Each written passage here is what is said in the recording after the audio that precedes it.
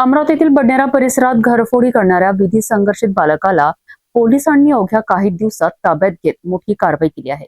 चोरीला गेलेले तब्बल 64,000 रुपयांचे सोन्या चांदीचे दागिने जप्त करण्यात आले असून बडनेरा पोलिसांच्या डीबी पथकाने ही कामगिरी केली आहे.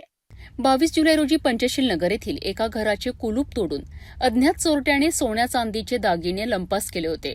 घर मालक रेल्वेत खाद्यपदार्थ विक्रीसाठी गेल्यानंतर ही चोरी झाली होती. या प्रकरणी बडनेरा पोलिसांनी गुन्हा दाखल करून तपास सुरू केलाय. तांत्रिक माहिती आणि गुप्त माहितीच्या आधारे डीबी पथकाने विधी संघर्षित बालकाला ताब्यात घेतले.